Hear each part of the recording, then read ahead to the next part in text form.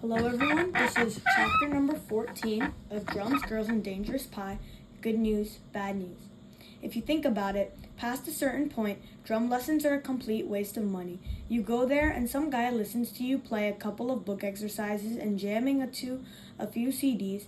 Then he assigns you new book exercises and CDs and your mom pays him $20 for the hour.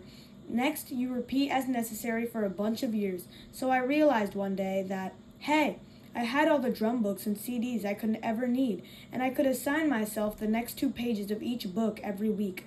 All I had to do was bag my drum lessons, and I'd be saving the family $80 a month. Just like Mrs. Galley said, why don't you try working on the things you can change? But how do you tell this to your drum teacher after 5 years together? This wasn't just any old drum teacher either. Mr. Stoll had attended every single one of my school concerts since I started lessons. He had invited me to play probably 10 of his gigs. He invited me to probably 10 of his gigs to watch him play and had once let me sit in on the drums at a big band concert for 1,000 people. At the time, I had just been terrified, but later, I figured out how amazingly cool that had been of him. So I couldn't just stop showing up. I needed a grand gesture to soften the blow, and I came up with the beautiful one. The day of the last lesson came, and I asked my mom to drop me off a few minutes early and to let me pay Mr. Stoll, then meet her outside at the end. I hadn't told the parents anything about this plan and didn't want to take any chances of my mom and Mr. Stoll talking that day. I had shoved something into my stick bag before leaving the house and was all ready for action. So I went in. We exchanged pleasantries, and I even got through a few exercises before Mr. Stoll noticed I was all sweaty and shaky. "What's wrong, kid?" "Well, I have some bad news." "What, did you get kicked out of All City or something?" "Worse. Is it about your brother?" "Not exactly. My family has a lot of expenses with the hospital thing, and my parents are all worried about money, and I decided I can't have drum lessons anymore. I'm sorry, but we can't afford it, and I can't pay. And I'm sorry." "You said all that already, kid." "I did? I'm sorry. There you go again. I brought you something. Let me just get it." I reached into my bag and pulled out Mr. Stoll's gift.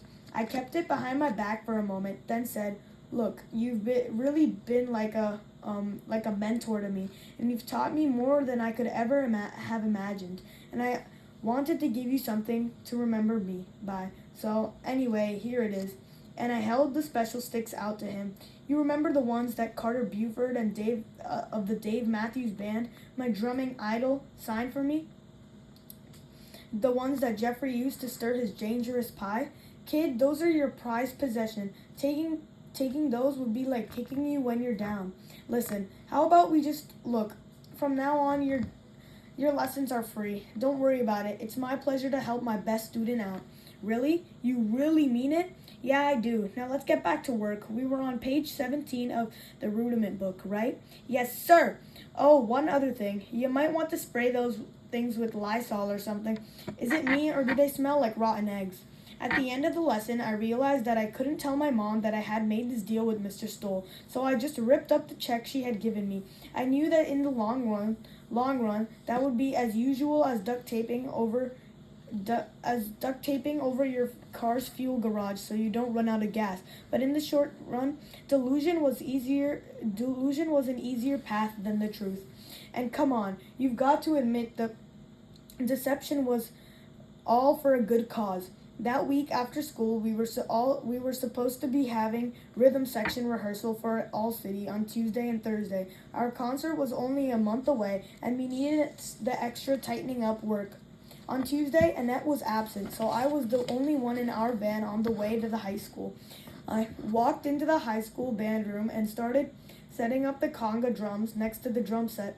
Renee's boyfriend, Biff, was already plugging in his guitar. The bass player was tuning up. The senior pianist was warming up with scales.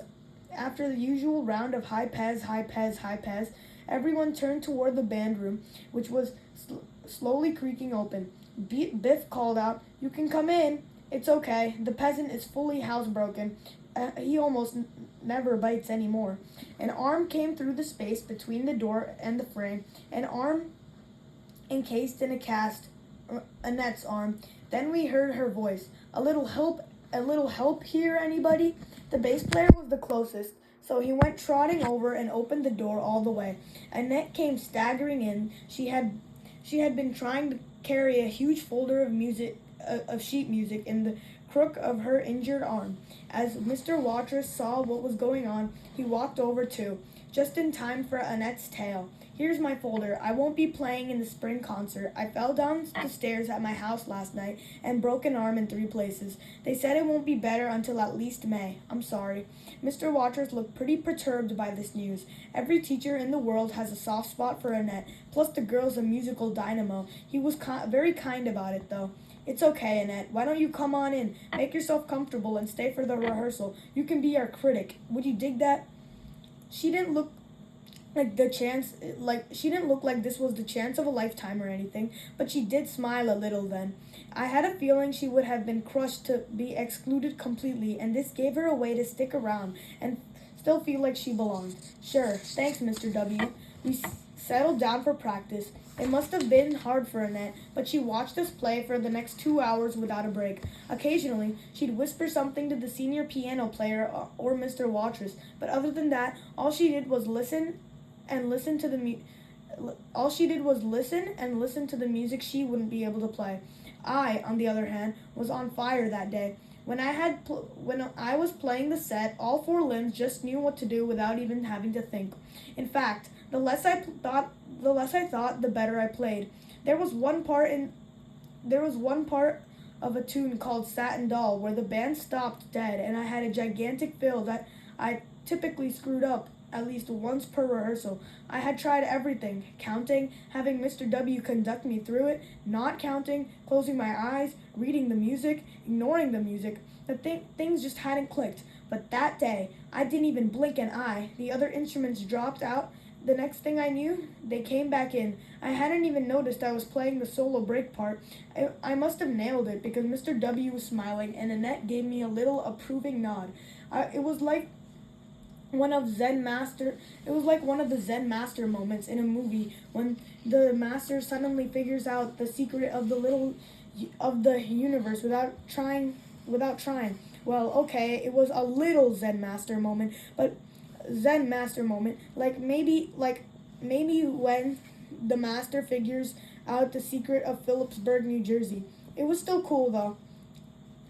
I was so far into the zone that even Renee's arrival in her lycra uniform couldn't throw me off. In fact, for the first time in my life, I didn't even particularly pay attention to Renee. I was just having too much fun playing. The last time we practiced was the big show finale, Cubana Bay, Cubana Ba. I got really behind the congas. Brian shifted the drums around a bit so they'd be comfortable for him. He's about a foot taller than me, and Mr. W. and Annette came over. They were both going to do the chanting parts that were usually handled by the saxophone section, and Mr. W. was going to play the screaming trumpet parts too. This piece had been pretty rough in practice so far, but some days you just click. We were super tight through the whole tune. Brian was playing the kit so well, and I felt like we were telepathic.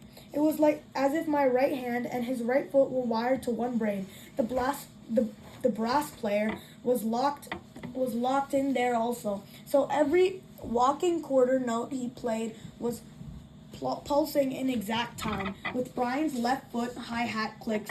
Meanwhile, Biff played an outstanding solo. The notes just seemed to shimmer in the air like floating fire, and Mr. W was simply incredible. The piano player didn't know this part as well as Annette did. Even though he usually played more than half of the show, this one was rightfully hers. But he rose to the occasion too. At the end, we all just stopped and looked around with these massive, dumb-looking grins on our faces. Then Renee started clapping and Mr. W joined in. Maybe Annette would have clapped too, if not for the cast, but from the pained look behind her smile, I wasn't too sure. On the way home in the van, Annette told me the whole arm story. Then she asked how Jeffrey was doing, which I thought was amazing. Here she was. with a limb all mangled and her piano career slammed into reverse gear, worrying about my brother. I swear, sometimes I just really felt like pinning a medal on that girl. Anyway, I told her about the whole money situation and even about how I had tried to quit my drum lessons. She looked impressed that I had been willing to sacrifice my lessons and thought it was hilarious that the special sticks still smelled weird. Naturally, being Annette, she did feel the need to warn me about how ripping up my mom's checks wasn't going to work forever. But somewhere in the preceding half year, I had figured out that the lectures were just an Annette thing. In fact, I would nearly have been disappointed if she hadn't given me the big fiery speech at that point. When we got to my house, we said a sad little goodbye, but I felt cheerful in a way. Evidently, you could shatter Annette's arm, but you couldn't break her spirit. Okay, guys, so that is it for chapter number 14, I'm pretty sure, of Drums, Girls, and Dangerous Pie. This is book a week. We read books every week. Yeah, so I'll be back later for chapter number 15, Close Shaves in an Unfair World.